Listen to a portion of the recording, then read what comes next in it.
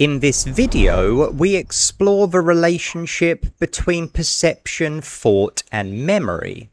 We uncover the limitations of thought and develop a fundamental understanding of how thought operates. To begin, we discuss the relationship between perception and memory, and following that, introduce thought. Perception is recorded into memory. You hear a bird, you see a car. Those perceptions are recorded into memory. Memory responds to what is perceived.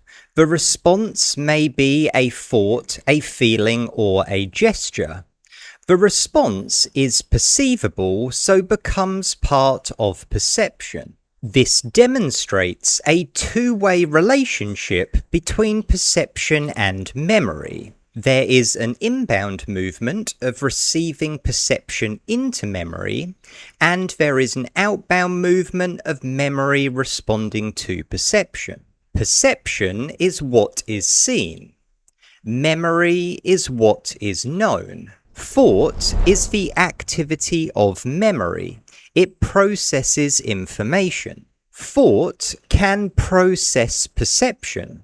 To prove this to yourself, observe an object near you.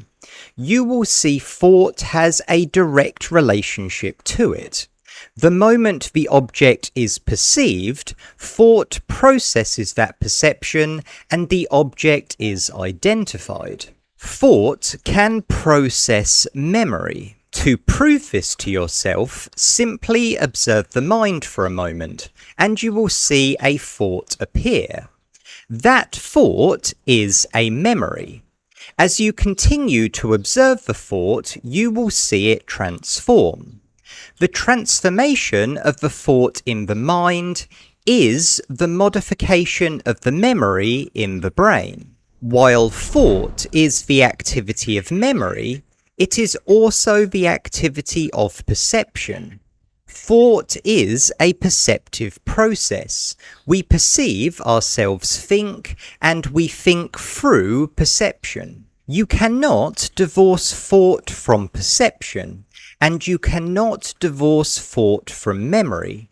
Thought is both perception and memory simultaneously. The indivisible triad of perception, thought, and memory make up the mind. Thought, when done properly, is an extension of perception. For instance, suppose you are in a room with the door closed.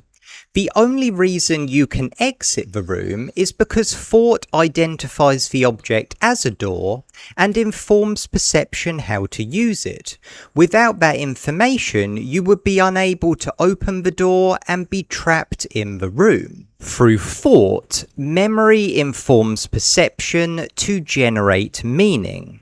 The meaning of what we perceive determines how we relate to it. Thought, when done improperly, creates havoc across the entire system of the mind. When thought is delusional, perception is distorted, and memory begins accumulating false information. There is a failure across the entire system. Thought exists within the field of memory and perception. This means thought is limited by both memory and perception. Thought is limited by memory. When I ask you what is your name, you can answer because you know your name.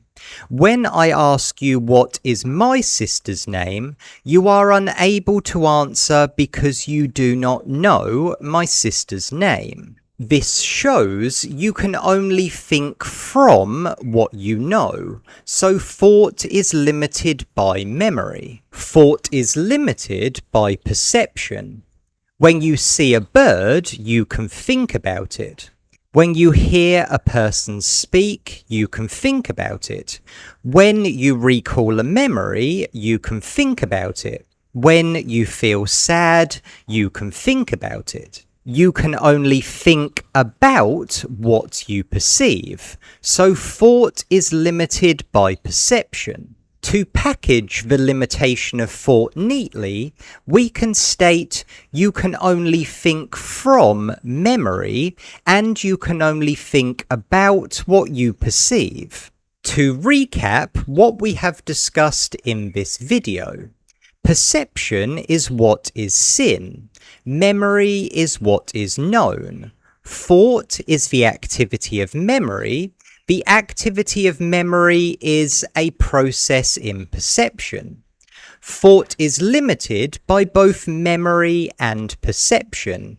You can only think from what you know, and you can only think about what you perceive.